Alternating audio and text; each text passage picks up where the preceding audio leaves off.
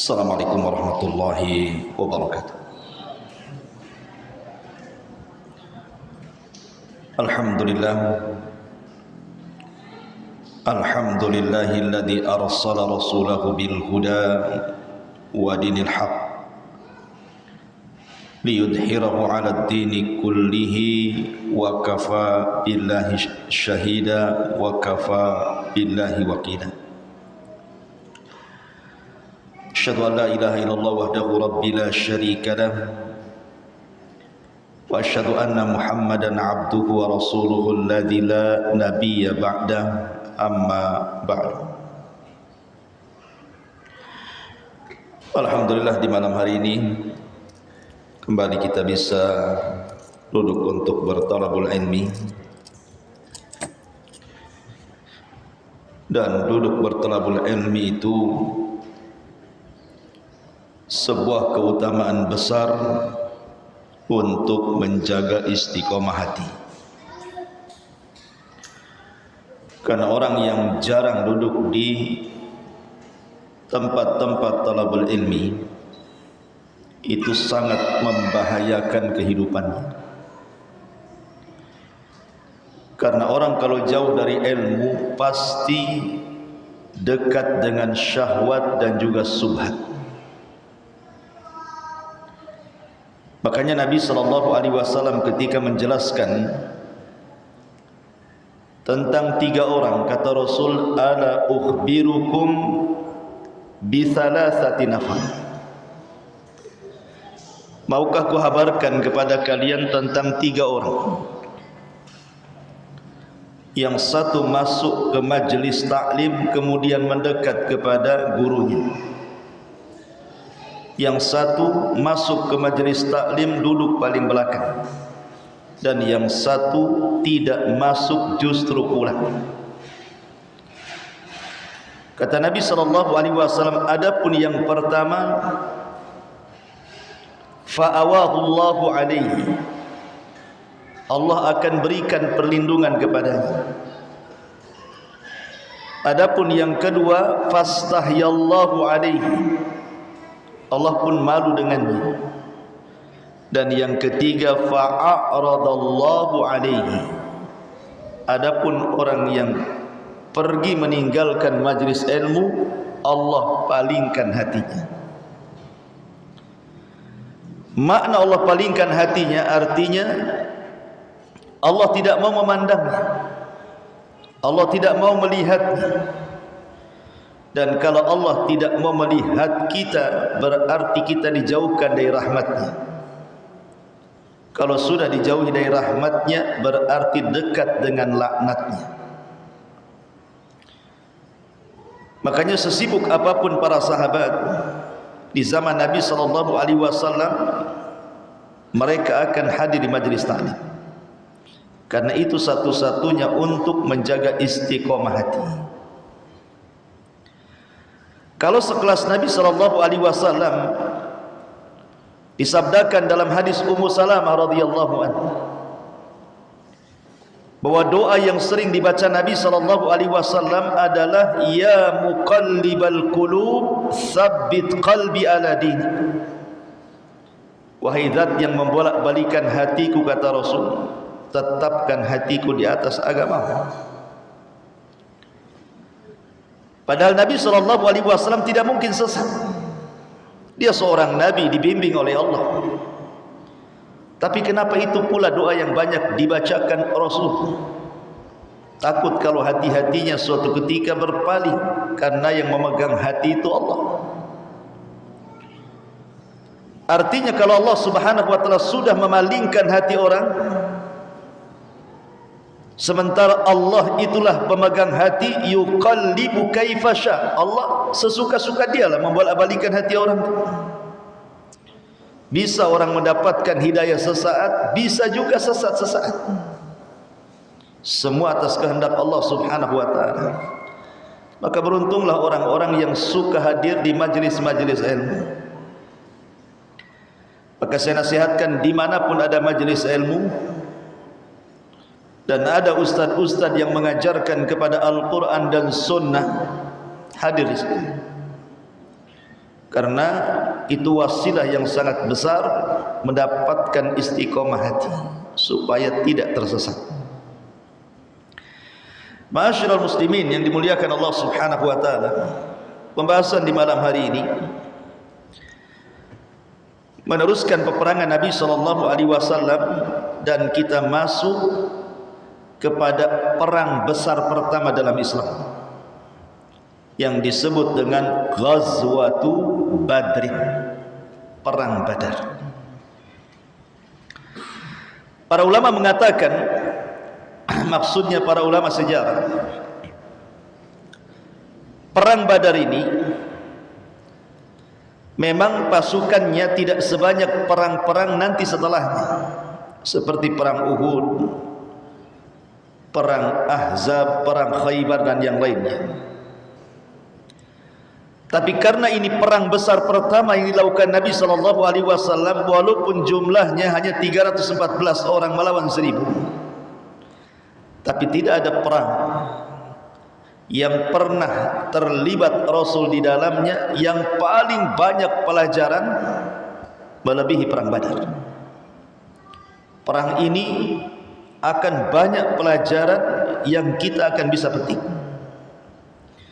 baik bicara soal keimanan, bicara soal akhlak, bicara soal kecintaan kepada Allah dan Rasulnya, bicara soal kemanusiaan, bicara soal keberanian, bicara soal semangat, perjuangan, pengorbanan, macam-macam kita akan dapati dalam perang ini. Artinya perang ini bukan perang biasa, apalagi terjadinya di bulan suci Ramadan, bulan yang Allah Subhanahu wa taala bukakan pintu-pintu surga, bulan yang Allah ikat syayatin-syayatinnya, dan bulan yang Allah Subhanahu wa taala berkahi 1 bulan penuh. Dosa-dosa kita diampuni dan begitu seterusnya. Ma'asyiral muslimin yang dimuliakan Allah Subhanahu wa taala, kenapa perang ini disebut Badar? Ada yang mengatakan Badar itu diambil dari nama orang, namanya Al-Badru Al-Kinani. Nama orang namanya Badar Al-Kinani, dinasabkan kepada nama orang. Ada yang mengatakan bahwa karena di daerah itu ada satu sumur, sumur itu namanya Badar, makanya perangnya dinasbatkan ke sumur itu, sumur Badar. Ada yang mengatakan bukan itu, daerah Badar itu melingkar seperti sumur, makanya karena daerahnya melingkar seperti sumur, maka kemudian daerah itu disebut Badar. Maka Rasul berperang di situ sehingga perangnya disebut perang Badar. Inilah kenapa perang itu disebut Badar. Dan kenapa kubro, Badar besar, karena sebelumnya ada Badar kecil. Ma'asyiral muslimin yang dimuliakan Allah Subhanahu wa taala, Allah Subhanahu wa taala berfirman di dalam surah Al-Imran 123, "Wa laqad nasarakumullahu bi Badrin wa antum adillah fattaqullaha la'allakum tashkurun."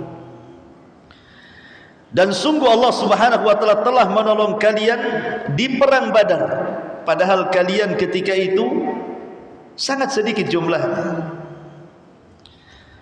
Oleh karenanya bertakwalah kepada Allah agar kalian menjadi hamba-hamba Allah yang bersyukur. Al-Imam Ibn Katsir rahimahullahu ta'ala ketika memberikan catatan kepada ayat ini, beliau mengatakan bahwa perang Badar itu terjadi di hari Jumat. Kana fi yaumi Jum'atin, terjadi di hari Jumat, bertepatan dengan tanggal As-Sabi'u Asyar, 17 min Ramadan, dari bulan Ramadan. tahunnya isnataini minal hijrah, 2 tahun setelah hijrah Nabi. Jadi perang Badar itu harinya hari Senin, tanggalnya 17, bulannya bulan Ramadan, tahunnya tahun kedua setelah hijrah Nabi. Ini ditilik dari tanggal kejadian perang. Artinya ini perang bersejarah karena terjadi di bulan suci Ramadan. Sepanjang sejarah, peperangan yang dilakukan di bulan Ramadan dimenangkan Allah. Perang Badar Ramadan, Fathu Mekah Ramadan, perang Qadisiyah di zaman Umar untuk membebaskan Baitul Maqdis Ramadan, perang Tatar Ramadan, dan banyak peperangan yang terjadi di bulan Ramadan Allah menangkan. Salah satunya karena keberkahan bulan, di mana Nabi SAW mengatakan apa? Wasufidati syayatin. Ramadan itu bukan hanya mengalahkan syaitan dari kalangan jin, tapi bisa mengalahkan syaitan dari kalangan manusia. Syaitan dari kalangan jin diikat oleh Allah Azza wa Jalla. Terlebih dengan puasa, malamnya qiraatul Quran dan qiyamul lail, makin menang kita melawan setan. Kemudian juga Allah menangkan dalam melawan musuh-musuhnya, karena Allah Subhanahu wa taala berkahi bulannya. Makanya setiap peperangan di zaman Rasul yang dilakukan di bulan Ramadan, rata-rata Allah menangkan. Ma'asyiral muslimin yang dimuliakan Allah Subhanahu wa taala, adapun apa sih penyebabnya? Kenapa sampai terjadi perang Badar? Ma'asyiral muslimin yang dimuliakan Allah Azza wa Jalla, sebenarnya pada 8 peperangan yang sudah saya ceritakan minggu kemarin, kita tahu bahwa penyebabnya adalah karena orang-orang muhajirin yang hijrah dari Mekah ke Madinah itu ingin mengambil hak harta mereka yang dirampas saat mereka hijrah. Diambil rumahnya, diambil kebunnya, diambil bisnisnya, diambil kekayaannya. Sementara penghasilan penduduk Mekah itu rata-rata seorang pedagang, dan rute perjalanan dagang mereka kalau tidak ke Yaman, ke Syam, dua-duanya pasti melewati rute Madinah, mau tidak mau. Sehingga kesempatan besar nih bagi muhajirin ini untuk mengambil hak mereka.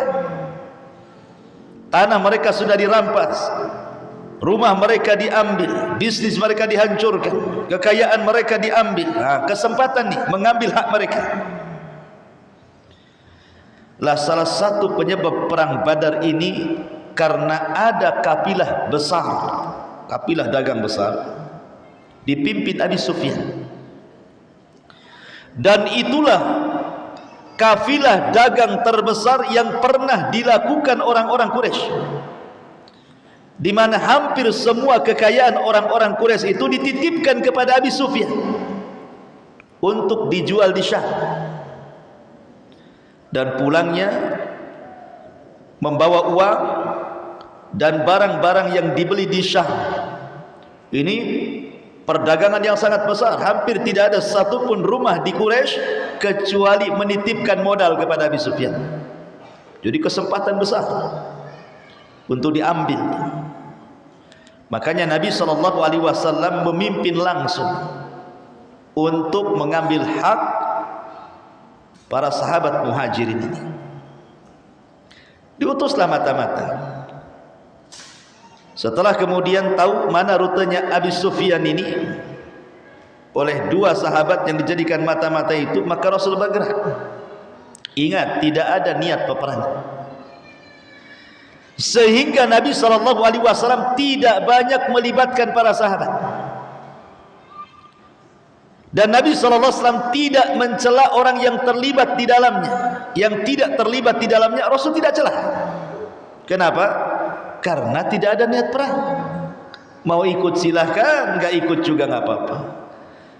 Sehingga Rasul tidak mencela orang yang sibuk berada di kebun-kebun mereka, atau sedang safar, atau ada keperluan lain, keluarga, merawat orang sakit dan yang lainnya. Rasul tidak mencelanya. Sekali lagi, karena tujuannya bukan perang, ingin menghadang kafilah dagangnya Abi Sufyan, itu saja. Tapi Abi Sufyan ini cerdas. Ketika dia mendapatkan informasi dari mata-mata dia juga, ini semua main mata-mata ini. Akhirnya kemudian Abu Sufyan tahu nih bahwa ada pergerakan dari kota Madinah dipimpin oleh Rasul langsung dan orang-orang muhajirin yang akan menghadangnya. Makanya dia pun bermanuver. Bagaimana caranya orang-orang itu tidak merampas? Risiko besar. Ini dagangan hampir semua orang Quraisy ada di sini. Hartanya ini. Abu Sufyan harus mempertahankan itu. Maka kemudian Abi Sufyan pun mengutus seorang laki-laki namanya Dhamdham. Siapa? Dhamdham. Punya anak namanya Dhamdham. Jadi Dhamdham ini dibayar oleh Abi Sufyan dengan bayaran yang mahal karena dia penunggang kuda tercepat untuk menyampaikan pesan Abi Sufyan ke Mekah. Bilang sama Abu Jahal dan para pemimpin Quraisy, harta mereka terancam di sini. Bergerak, lindungi hartanya supaya tidak ada satu dinar pun diambil orang-orang muhajirin. Subhanallah, Dhamdham ini bergerak cepat. Sebelum saya cerita Dhamdham, ada satu kisah dari bibinya Nabi SAW namanya Atikah bintu Abdul Muttalib, bibi Nabi, saudari daripada Abbas dan Abu Talib. Atikah ini bermimpi. Dalam mimpinya aneh. Tiba-tiba dalam mimpinya itu dia melihat ada orang yang compang-camping entah berantah dari mana, menunggang unta. Tapi ada juga yang mengatakan Atikah melihat ada unta bisa bicara. Unta ini naik ke atas bukit Abi Kubais yang sekarang jadi istana raja tuh. Tiba-tiba unta ini berteriak dan mengatakan, infiru ya ahlal ghudur ila masarikum fi thalathin. Lari kalian secepat mungkin ke tempat kehancuran kalian sebelum 3 hari. Kemudian unta ini menendang batu, kemudian batunya tergelincir ke bawah, tiba-tiba hancur batunya. Ketika hancur batu itulah terjadi serpihan-serpihan batu, di mana serpihan ini melesat ke rumah-rumah orang-orang Mekah. Tidak ada satu rumah kecuali terkena serpihannya. Kemudian unta ini turun, tiba-tiba naik ke atas Ka'bah. Cemana unta naik ke atas Ka'bah? Ya namanya mimpi. Kan itu. Antum aja bisa terbang kalau mimpi itu. Unta pula naik ke atas Ka'bah. Ngomong lagi di hadapan orang-orang Quraisy itu. Infiru ya ahlal ghudur ira masari'ikum fi thalathin, katanya. Lari kalian, wahai penduduk Mekah, ke tempat kehancuran kalian sebelum 3 hari datang. Akhirnya Atikah terbangun. Ini mimpi aneh. Kemudian dia datang ke rumah Abbas ibn Abdul Muttalib, saudaranya. Ya Abbas, saya bermimpi semalam. Kata Abbas, mimpi apa? Kata Atikah, janji kau tidak akan cerita? Tidak, ceritakan saja. Diceritakan mimpinya. Kaget Abbas ini. Akhirnya kemudian Atikah setelah menceritakan mimpi itu pergi. Qadarullah kemudian Abbas ini berjumpa pula dengan Utbah ibn Rabi. Utbah, sila duduk-duduk katanya. Ada apa Abbas? Gini, saudariku bermimpi Atikah, tapi janji kau tidak cerita ya? Ya kata, ceritakan mimpinya. Kemudian Utbah ibn Rabi pulang ke rumahnya, berjumpa pula dengan anaknya Al-Walid ibn Utbah. Walid sini. Itu Atikah tuh, saudarinya si Abbas itu mimpi. Tapi janji kau tak cerita. Akhirnya kata Al-Walid, tak adalah, aku tak cerita bi katanya.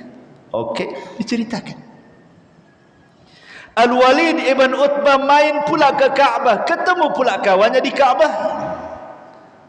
Janji tak cerita kalian. Akhirnya menyebarlah akhirnya mimpinya Atikah ini. Ini pelajaran ikhwan.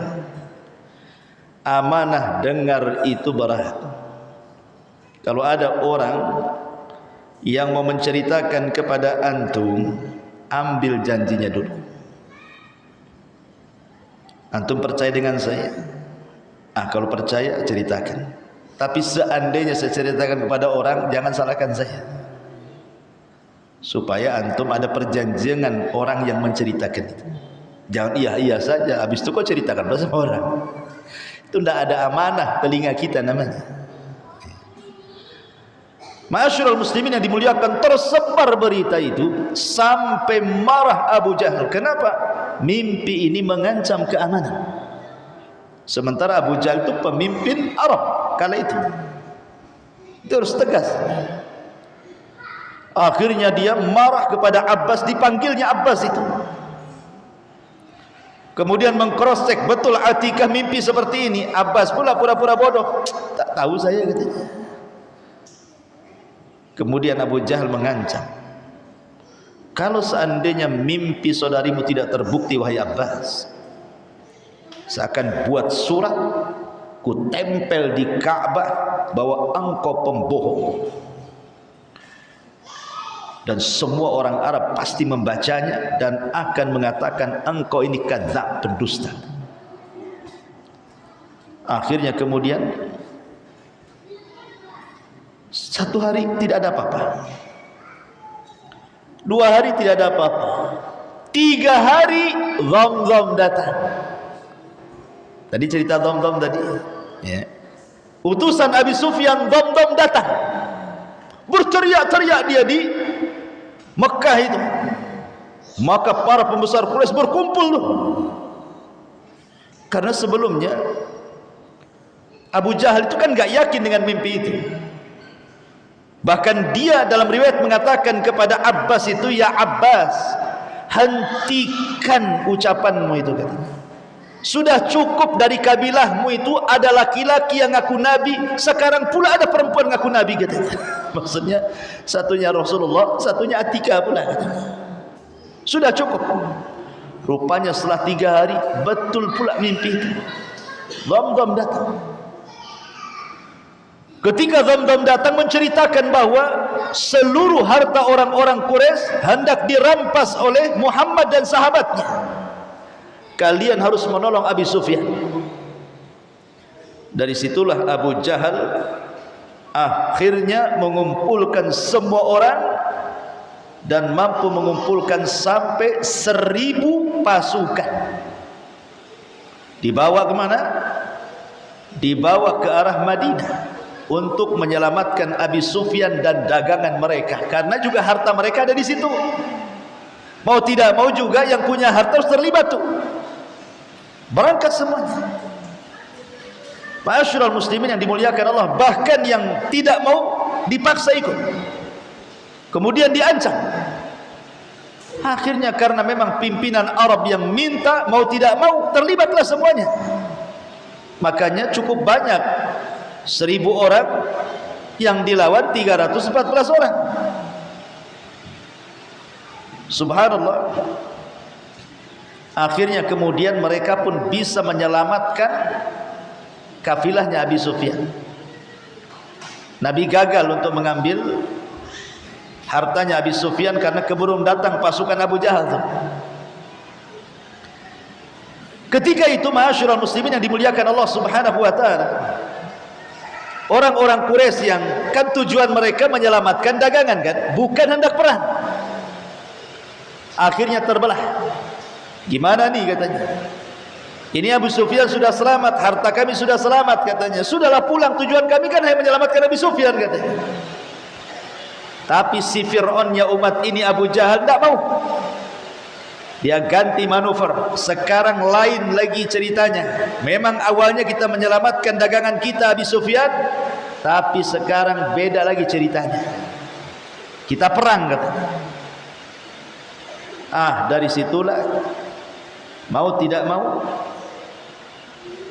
Nabi SAW dan para sahabat pun harus memiliki pilihan di sini. Awalnya mau mengejar Abi Sufyan, dihadapkan dengan pasukan.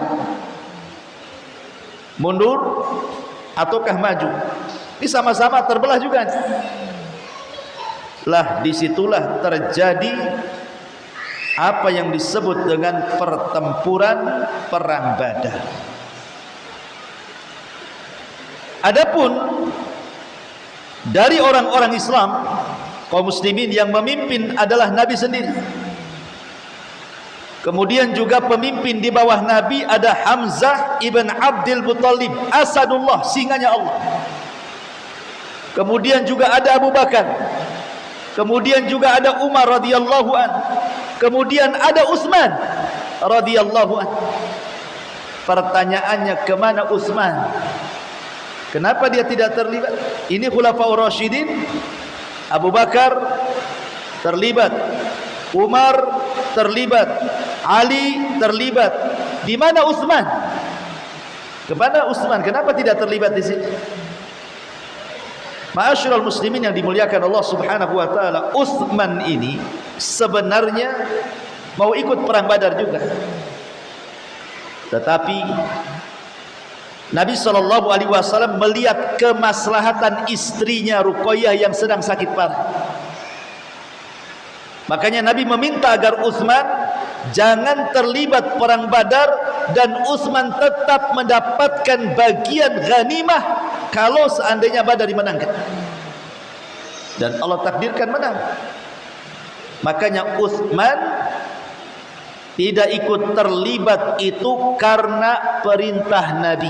Ingat, Nabi yang perintahkan, jaga istrimu baik-baik, karena dia sedang sakit parah, dia perlu kamu. Kenapa saya kasih catatan bahwa Utsman itu tidak terlibat perang Badar karena perintah Rasul? Karena nanti setelah Utsman menjadi khalifah akan didemo oleh orang-orang Khawarij. Salah satu kritikannya adalah kemana Utsman di perang Badar.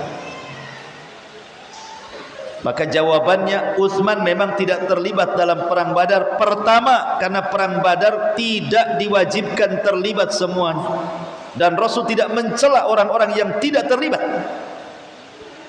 Dan yang kedua, Utsman tidak terlibat karena ada perintah Nabi untuk menjaga putrinya yang sedang sakit, Ruqayyah, yang Allah takdirkan setelah pulang dari Badar tidak tertolong nyawanya. Ruqayyah pun meninggal dunia. Ma'asyiral muslimin yang dimuliakan Allah Azza wa Jalla, adapun dari orang-orang Quraisy dipimpin langsung oleh Fir'aunnya umat ini, Abu Jahal, namanya Amr ibn Hisham, julukannya di zaman jahiliyah Abul Hakam. Kenapa disebut Abul Hakam? Dan kenapa pula jadi Abu Jahal? Abul Hakam itu artinya bapak kebijaksanaan. Kalau ngomong itu bijak, makanya pantas menjadi pemimpin Arab. Makanya orang-orang Arab menganggapnya dia Abul Hakam, bapak kebijaksanaan. Dan yang menggandrungi Abu Jahal ini salah satunya siapa? Khalid ibn Walid. Ini yang menyebabkan Khalid bin Walid dan Amr ibn As radhiyallahu anhuma telat masuk Islam. Bayangkan, Khalid ibn Walid dan Amr bin As ini masuk Islam setelah lewat 20 tahun, ikhwan. Setelah lewat 20 tahun Islam sudah berkembang, baru dia datang masuk Islam. Kemana saja Khalid di Mekah 13 tahun Rasul berdakwah coba. Ketika Nabi hijrah ke Madinah, ketika kemudian di tahun ke-7 Hijriah baru muncul tuh Khalid dengan Amr itu, kemudian masuk Islam. Kemudian ditanya Khalid, "Ya Khalid, teman-temanmu Abdurrahman bin Auf, Sa'ad bin Abi Waqqas, Talha bin Ubaidillah dan banyak lagi teman-teman sudah menjadi as-sabiqunal awwalun, orang yang mula-mula masuk Islam. Kemana aja engkau di Mekah?" katanya. Gitu ya. Masa sudah lewat 20 tahun kau baru masuk Islam? Apa kata Khalid? Bukan aku tidak mau masuk Islam, karena aku masih gandrung kepada siapa? Abu Jahal. Aku masih mengidolakan Abu Jahal dan tokoh-tokoh Quraisy katanya. Tapi setelah mereka mati semuanya, mati di perang Badar tokoh-tokoh ini, kemudian kami yang menjadi pemimpin, mulailah kami bisa membedakan antara ajaran mereka dengan ajaran Rasulullah Muhammad SAW.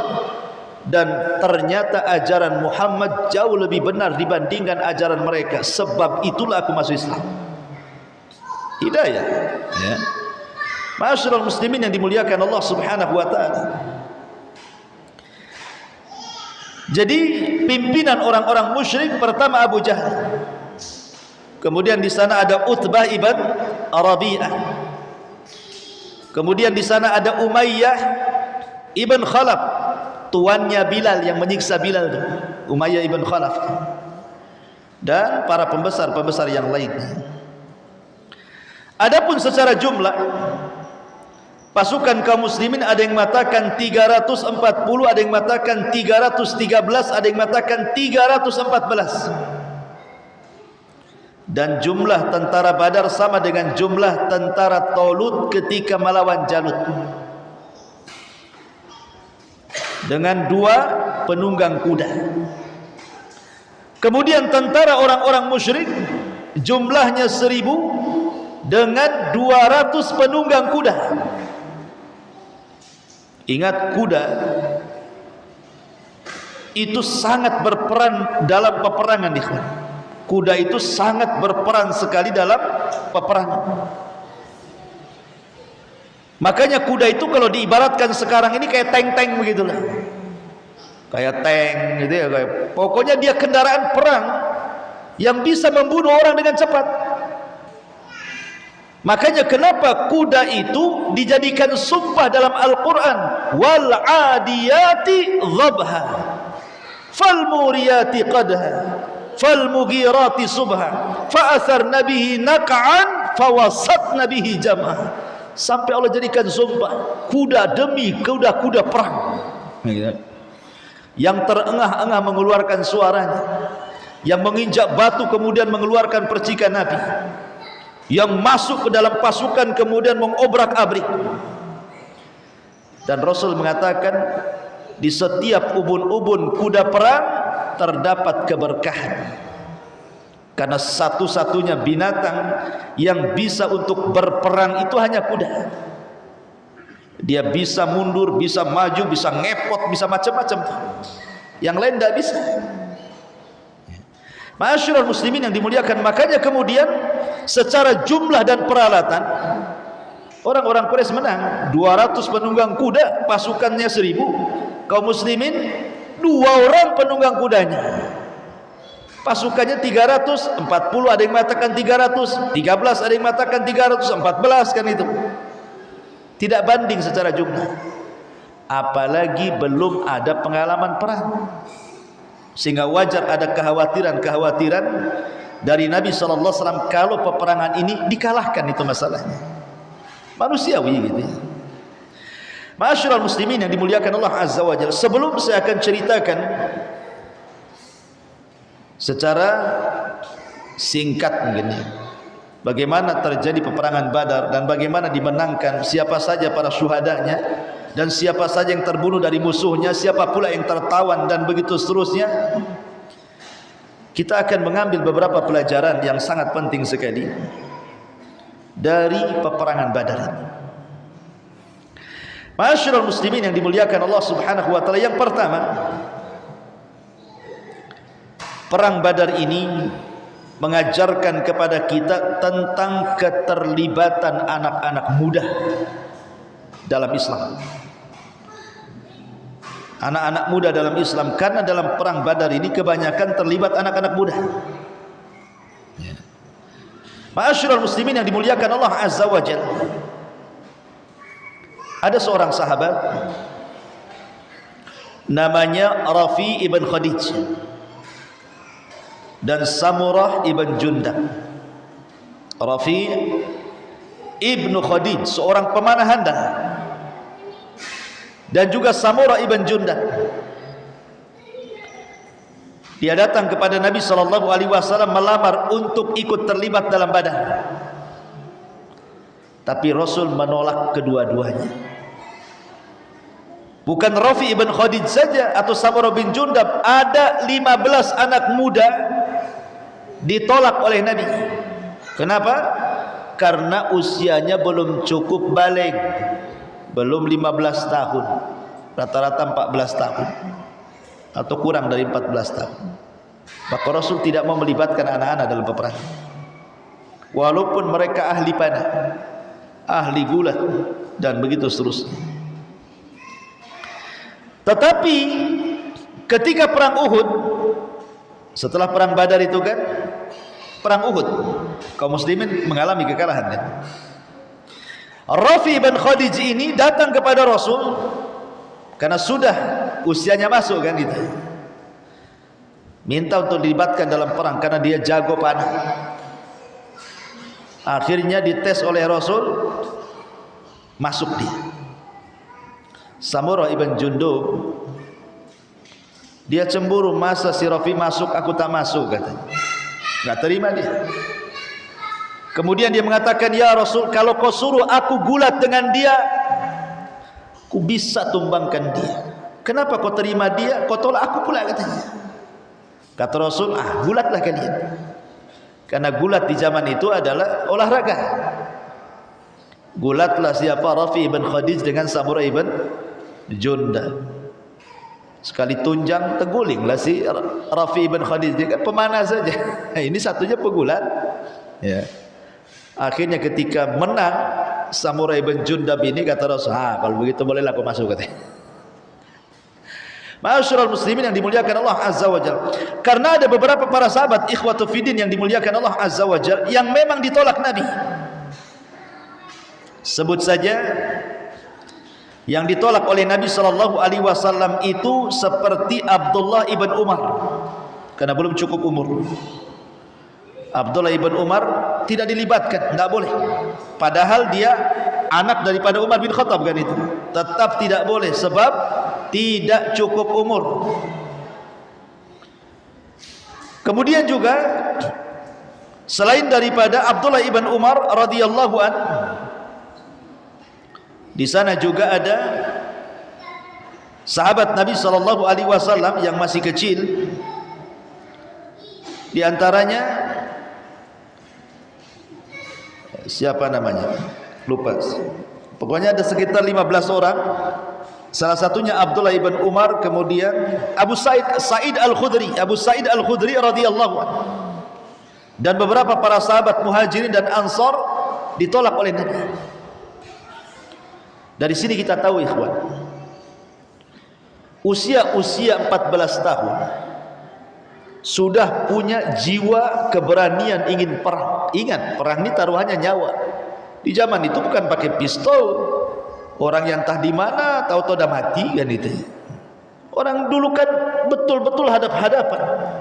Kita aja tengok di YouTube ada orang carok itu, dia yang perang, kita yang takut yang nonton. Karena perang berhadap-hadapan ini kalau tidak punya keberanian tidak akan bisa. Makanya kenapa Allah Subhanahu wa taala mengatakan di dalam Al-Qur'an itu, kutiba alaikumul qital wa huwa kurhul lakum. Diwajibkan atas kalian perang dan itu sesuatu yang kalian tidak suka. Karena tidak semua orang punya keberanian kan. Tapi lihat tarbiyah di zaman itu, usia-usia 14 tahun pengen terlibat dalam peperangan. Berarti di sini ada dua tarbiyah. Satu tarbiyah dari bapaknya, ya, dan satu lagi tarbiyah dari Nabi SAW. Sehingga tertanam kemudian semangat anak-anak yang belum balik pun ingin terlibat. Tapi tetap Nabi SAW rahim. Rasul tidak mau melibatkan orang-orang yang belum ahlinya perang dilibatkan dalam perang.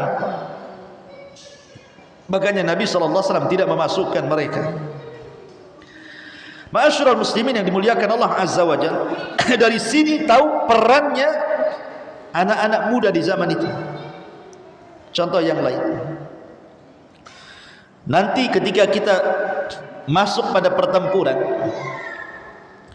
ada dua anak kecil, usianya baru 17 tahun, 16 tahun. Yang satu namanya Mu'ad ibnu Amrin ibnul Jamuh, yang satunya Mu'awwad ibnu Afra. Jadi satunya Mu'ad, satunya Mu'awwad, ikut terlibat dalam peperangan. Ketika itu dia melihat ada Abdurrahman ibn Auf radhiyallahu anhu. Kata Mu'ad dan Mu'awwid ini yang masih 16-17 tahun, dia mengatakan, ya ammi, wahai pamanku, arini Aba Jahlin, tunjukkan kepadaku mana si Abu Jahal itu orangnya, katanya. Mana Abu Jahal? Yang mana satu tuh orang si Abu Jahal itu, katanya. Ini anak-anak. Kata Abdurrahman bin Auf, ya ibna akhi, fama tasna bihi, wahai anak pamanku, apa yang kau akan lakukan dengan Abu Jahal? Kau tanya-tanya Abu Jahal, kau mau ngapain sama Abu Jahal kan itu ya? Qala, dia mengatakan, akhbartu annahu yasubbullaha walladhi nafsi biyadi, la in ra'aituhu la yufariku sawadi sawadahu. Apa kata dia? Aku dengar dia suka mencaci maki Nabi, katanya.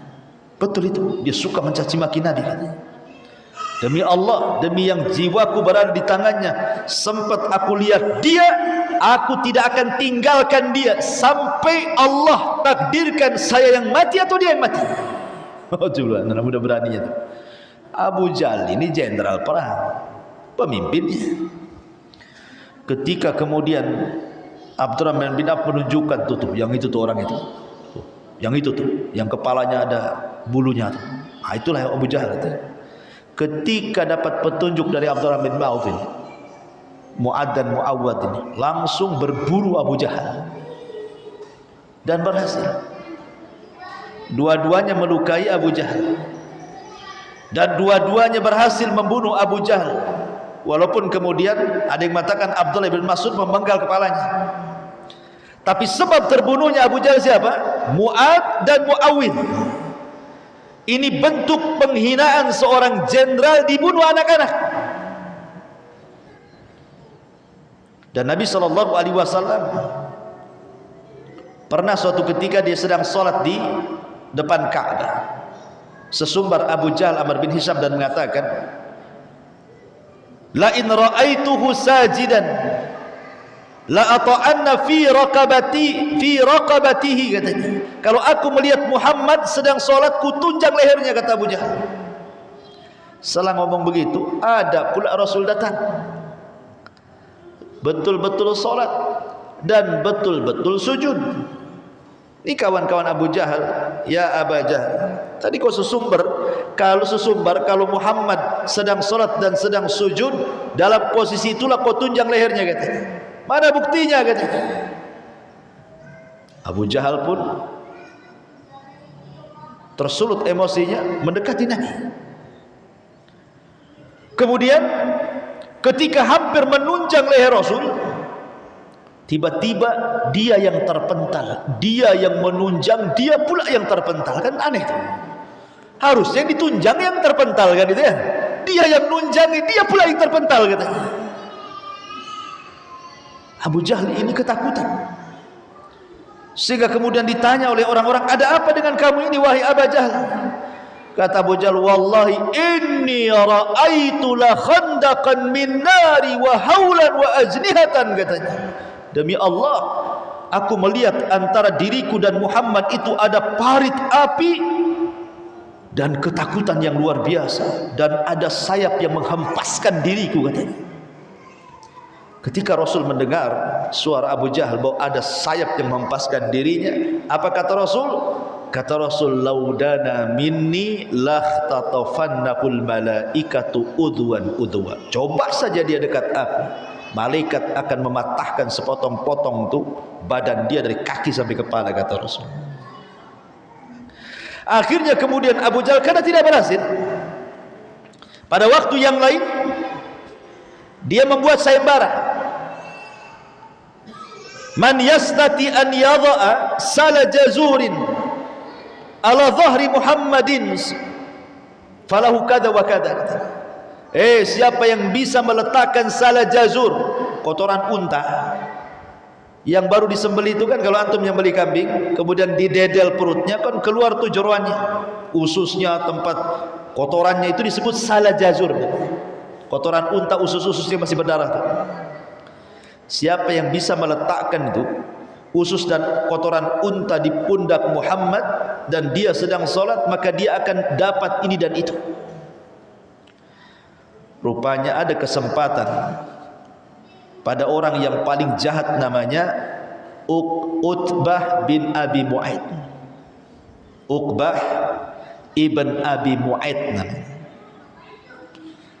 Utbah bin Abi Mu'aid ini orang yang paling memusuhi Nabi. Padahal sebenarnya Utbah bin Abi Mu'aid ini dulunya pecinta Nabi, pegandrung Nabi, karena dia seorang pujangga. Dia suka dengan Quran yang dibacakan Rasul, karena disangkanya syair. Sampai suka dengan Nabi itu, hanya suka kalau Rasul baca Quran saja, disangkanya syair, karena syair itu bagi mereka itu sudah kebanggaan. Tiba-tiba datang Quran yang tatanan bahasanya itu di atas syair, suka dia dengar. Akhirnya jatuh cinta kepada Nabi, tapi tidak mau masuk Islam, karena dia kawan CS-nya Umayyah bin Khalaf. Itulah gara-gara perkawanan orang-orang itu terkadang susah untuk melepas dari kesesatan. Tapi karena dia kadang senang dengan Rasulullah, pengenlah diajak makan di rumahnya.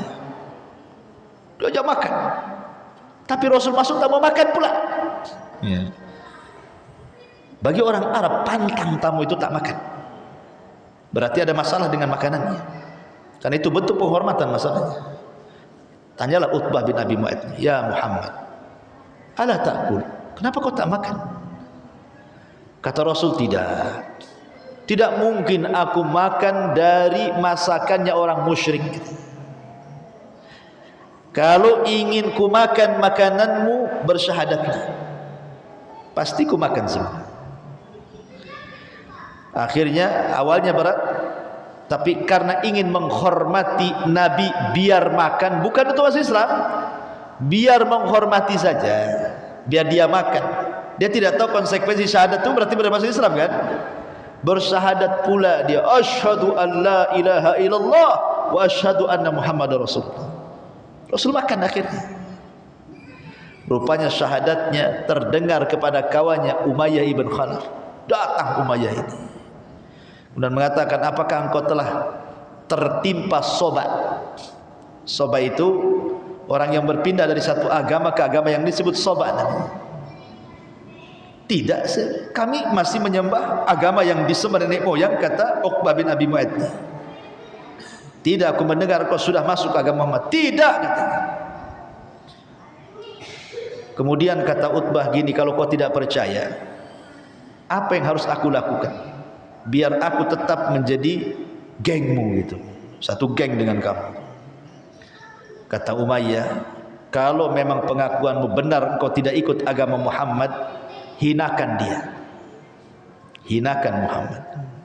Jadi ketika Abu Jahal ini menawarkan siapa yang meletakkan salah jazur, Disinilah kesempatan Utbah bin Abi Mu'aid untuk menghinakan Rasul sebagai penguat bahwa dia masih konco-konconya dengan Umayyah bin Khalaf, kita maksudnya. Betul, Nabi sedang sujud, dicari, dapat pula tu kotoran unta tu, diletakkan di punggung Nabi. Nabi tidak bergeming dari sujudnya. Kotoran kemana-mana, darah kemana-mana, sampai datang Fatimah yang masih kecil, Fatimah bintu Rasulullah. Melihat ayahnya dihinakan, dibersihkanlah kotoran itu dari pundak Rasul sampai bersih betul, bahwa Rasul kemudian bangkit dari sujudnya, kemudian menyelesaikan solatnya, diperpendek. Kemudian setelah solat, Fatimah mengatakan, ya abi ud'u ila haula, wahai bapak, tolong doakan keburukan kepada mereka. Akhirnya Rasul ikut sarannya Fatimah. Dia pun melaknat orang yang menghinakan yang ada di situ. Allahumma la'an li Abi Jahlin, Allahumma la'an li Umayyah, Allahumma la'an li Uqbah bin Abi Mu'aid, Allahumma la'an li fulan fulan fulan fulan. Kata para ulama, semua yang dilaknat Rasul gara-gara menghina Rasul dengan kotoran unta itu, semua mati di perang Badar. Semua yang terlibat dalam laknat ini, Abu Jahal, Umayyah, Utbah bin Abi Mu'aid, semua yang dilaknat tidak kecuali mati di perang Badar dan dihinakan. Bahkan Utbah bin Abi Mu'aid yang menghinakan Rasul tertangkap jadi tawanan, kemudian dia digantung di tiang saliban. Wa huwa awwal man suliba fil Islam. Dialah orang yang pertama kali disalib dalam Islam. Ada kurang ngajar itu, menghina Nabi, ya. Ma'asyiral muslimin yang dimuliakan, adapun Abu Jahal dihinakan dengan cara apa? Dibunuh oleh Mu'ad dan Mu'awid, anak kecil, seorang jenderal perang, dihinakan. Dan itu bentuk keberanian para sahabat, luar biasa. Ma'asyiral muslimin yang dimuliakan Allah Subhanahu wa taala. Kemudian juga di antara keberanian yang lainnya adalah disebutkan oleh Anas ibn Malik radhiyallahu anhu. Anas ibn Malik radhiyallahu anhu, kata Anas bin Malik radhiyallahu anhu, Nabi sallallahu alaihi wasallam ketika bermusyawarah untuk menghadang kafilah Abi Sufyan, maka Nabi sallallahu alaihi wasallam dihadapkan dengan perang kan waktu itu. Gimana nih? Tadinya mau niat yang ngambil kafilahnya Abi Sufyan, kok sekarang berubah pula nih, tujuan kita mau perang nih. Akhirnya kemudian Abu Bakar coba berdiskusi, Rasul menolak. Umar coba diskusi, Rasul menolak. Semua orang-orang muhajirin berdiskusi, Rasul menolak. Dia tidak mau muhajirin, karena muhajirin sudah jelas, mereka orang-orang yang sudah tertempa dengan hijrah saja sudah menunjukkan pengorbanan mereka kepada Islam kan. Maunya Rasul itu datanglah orang Ansor, itu maksudnya. Tiba-tiba kemudian datanglah Sa'd bin Ubadah. Sa'd bin Ubadah pemimpin Khazraj, kabilah yang paling besar, kalau Aus kan kecil. Akhirnya datang kepada Nabi SAW dan mengatakan, walladhi nafsi biyadi, lau amartana ya Rasulullah an nahidhahal bahra la akhda'naha, walau amartana an nadriba akbadana ila barqil ghamadi la fa'alna. Rasul, kamu tinggal perintahkan kami orang-orang Ansar, sekalipun kau suruh kami menyeberang lautan, kami seberangi lautan. Kau suruh kami panjat bukit, kami panjat tu gunung. Kemana kau suruh, kami siap melakukannya. Jangan ragu-ragu kepada kesetiaan kami orang-orang Ansar. Ketika orang Ansar sudah bergerak, Rasul langsung sumringah dia. Itu yang ditunggu-tunggu Nabi. Kalau orang Muhajirin ada jelas kan gitu ya. Mereka hijrah saja sudah menunjukkan kesetiaan mereka kan itu. Ma'asyiral muslimin yang dimuliakan Allah Azza wa Jalla, sampai Miqdad ibn Aswad, orang Ansar, datang kepada Nabi SAW dan mengatakan, ya Rasulullah, kami orang-orang Ansar tidak akan seperti Bani Israel yang mengatakan kepada Musa, idhab anta wa rabbuka faqatila, pergi kau Musa, ajak Tuhanmu berdua, perang berdua sana. Kami tidak mungkin seperti mereka.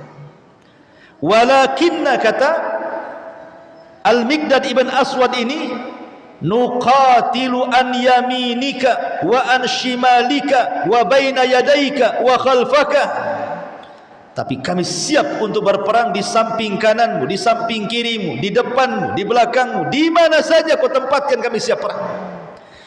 Inilah perbedaan sahabat Rasul dengan sahabatnya Nabi Musa. Kalau sahabat Rasul, Allah katakan, idza du'u ila Allahi wa rasulihi liyahkuma bainahum an yaqulu sami'na wa ata'na. Apabila diseru oleh Allah dan Rasulnya untuk berhukum kepada sebuah perkara, kata kunci para sahabat, sami'na wa ata'na, kami dengar, siap taat. Tetapi orang-orang Bani Israel, sami'na wa asayna.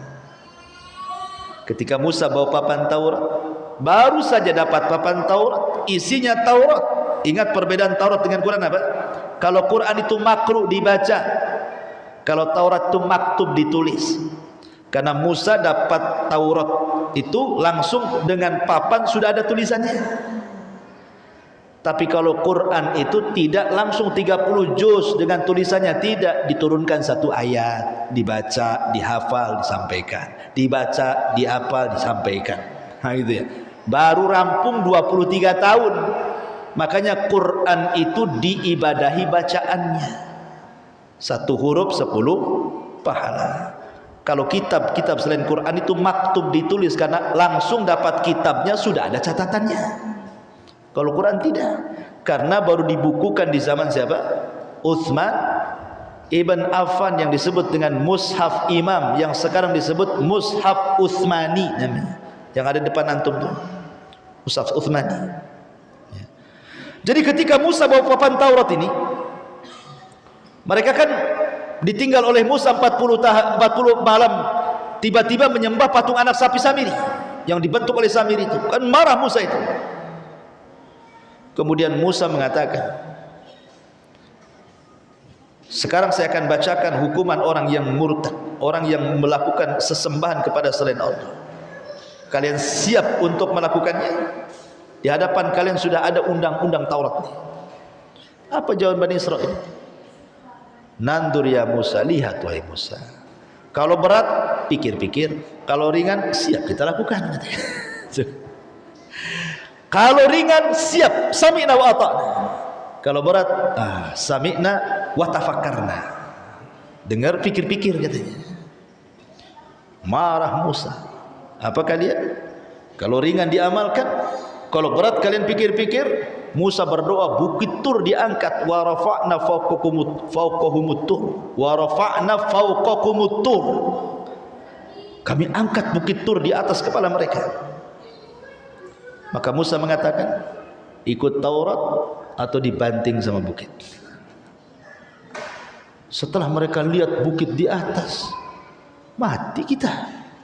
Langsung tobat, sujud dengan separuh pipi, pipinya ke bawah, yang satunya ke atas sambil nengok bukit itu. Makanya lihat orang Yahudi kalau sujud di tembok ratapan seperti itu, yang nempel satu pipi saja. Karena pendahulu mereka sujudnya kayak gitu, jadi sujudnya sambil gini.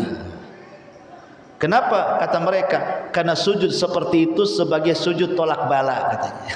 Karena setelah mereka sujud tak jadi dibanting. Kemudian mereka mengatakan apa? Kami siap mentaati Taurat. Apa harus seperti ini baru mengucapkan samina wa ata'na? Ya kan? Kemudian Musa membacakan, ini hukumannya nih, kata Musa, taqtulu anfusakum, bunuh diri-diri kalian. Bingung Bani Israel nih. Berat juga, ya kan? Tobat mati, tak tobat mati, ya kan gitu. Sekarang tobat mati juga suruh bunuh-bunuhan, tak tobat dibanting bukit. Apa bedanya? Dua-duanya mati kan? Tapi mati di atas tobat husnul khatimah, mati kena bukit, banting bukit, sul khatimah kan? Akhirnya mereka siap bunuh-bunuhan. 70.000 bergelimpangan bunuh-bunuhan. Itu ngerinya syariat dulu berat kan. Kalau sekarang orang murtad balik ke Islam cukup syahadat, tak perlu ambil pisau dapur tusuk-tusuk perutnya, tak perlu. Ringan. Tapi saya katakan di sini pelajarannya apa dalam perang Badar ini? Nampaklah akidah para sahabat yang harus kita tiru. Sami'na wa ata'na. Itu yang harus kita letakkan di sini. Kalau Allah sudah perintahkan, Rasul perintahkan, sami'na wa ata'na. Jangan seperti Bani Israel. Ma'asyiral muslimin yang dimuliakan Allah Azza wa Jalla. Kemudian juga dalam perang Badar ini ada tadhiyah, ada pengorbanan. Pengorbanan bukan hanya sekedar pengorbanan saja, tetapi ada musara'atul ilal jannah, berlomba-lomba ingin memperoleh surga. Saya contohkan. Diriwayatkan Imam Hakim dan juga Al-Baihaqi dari Zaid ibn Thabit radhiyallahu anhu. Ba'athani Nabi sallallahu alaihi wasallam yauma Uhud atlubu Sa'd bin Rabi'.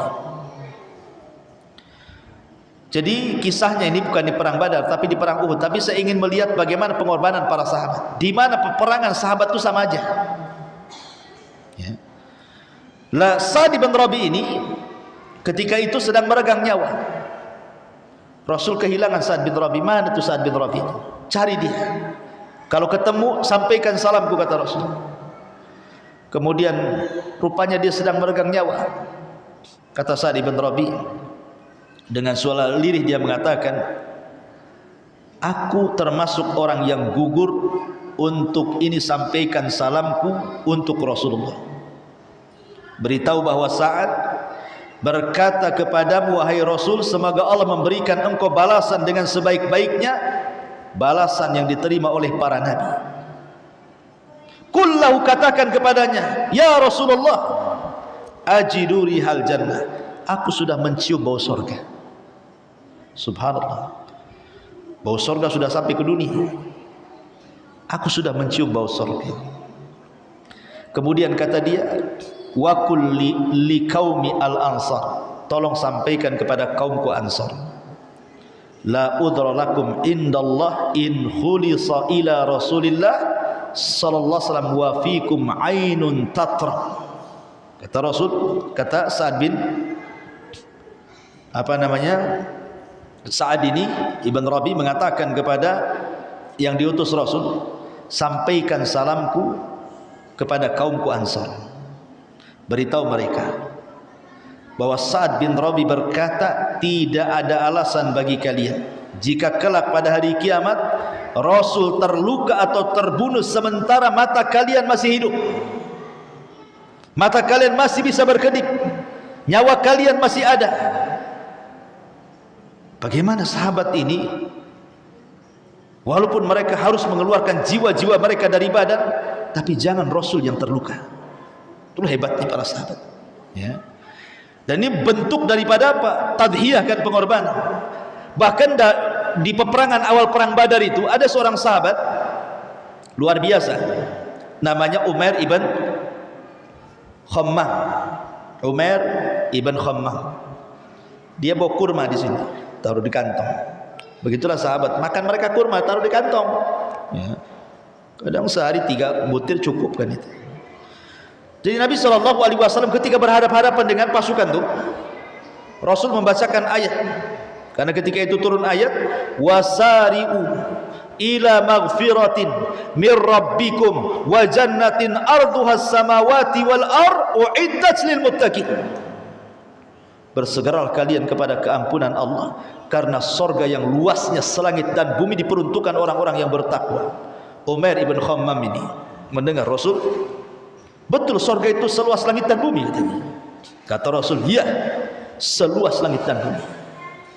Kemudian dia mengatakan, ya Rasulullah, bah katanya. Itu takjub, kalimat takjub, bah gitu dalam bahasa Arab, ya. Jadi kata Rasul, kenapa kau mengatakan bahin gitu, kalimat-kalimat takjub seperti itu? Maka kata Umair ibn Khammam ini mengatakan, ya Rasulullah, kalau seandainya kurma yang kutelan sebagiannya dan kupegang sebagiannya. Kemudian aku berperang dan masih kupegang kurma ini. Tentu aku akan menghadapi kehidupan yang panjang sekali. Aku tidak mau. Karena engkau sudah mengatakan sorga selangit dan sebumi katanya. Dilemparnya kurma itu, yang lainnya ditelannya habis. Kemudian masuk ke medan jihad, fastashhada fastushhida fi Badrin. Karena dia ingin syahadah, Allah jadikan dia mati syahid di Badar. Ya, luar biasa para sahabat, ya kan? Perjuangannya luar biasa, tanafus. Bahkan ada anak dan bapak ketika besoknya mau terjadi perang Badar ini. Anak dan bapak namanya Sa'ad ibn Khaisamah. Dan juga bapaknya Sa'ad ibn Khaisamah ini dan bapaknya Khaisamah ini kan masing-masing punya keluarga. Sa'ad anaknya punya keluarga, bapaknya juga punya keluarga lah, istrinya kan itu, dan anak-anak yang lain. Kata bapaknya Khaisamah ini, Sa'ad, kita main undian saja. Gimana kalau bapakmu yang ikut terlibat dalam perang Badar, kau jaga keluarga? Kata Sa'ad, tak maulah bah, katanya. Aku yang perang, kau jaga keluarga, katanya. Ini anak dan bapak, ya, istahama, mengundi, ya, karena kan tidak mungkin dua-duanya berangkat. Siapa yang jaga keluarga kan itu? Akhirnya saat kokoh mengatakan, saya wahai ayah. Kata bapaknya, enggak bisa. Laulal jannah la afartuka iyyak. Kalau bukan karena sorga, siap kuwakilkan kau. Tapi ini urusan sorga, enggak mau saya, katanya. Akhirnya apa? Terjadi undian lah. Ditulis, pelintir, masuk, dikocok kan itu. Siapa yang keluar dari situ kan? Subhanallah. Akhirnya yang keluar siapa? Yang keluar anaknya Sa'ad ibn Khaisam ini. Keluar ke Badar, subhanallah, faqutila biha. Dia pun mati syahid. Kemudian ayahnya ketika perang Uhud ikut terlibat, ayahnya pun mati syahid di Uhud. Para sahabat luar biasa. Keberaniannya seperti apalah mereka ini. Ajaib, orang-orang yang luar biasa. Ma'asyiral muslimin yang dimuliakan Allah Azza wa Jalla, tentu akan banyak faedah-faedah yang kita akan petik nanti. Tidak mungkin kita, belum ini masuk cerita, ini kan muqaddimah nih.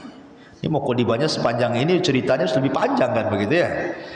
Dan saya nggak yakin antum sanggup. Dari sini aja sudah ngangguk-ngangguk tuh kan. Kalau sudah ngangguk-ngangguk itu nggak sanggup. Nah, makanya saya lihat karena ketidaksanggupan antum, ya kita selesaikan sampai di sini kan. Gitu ya.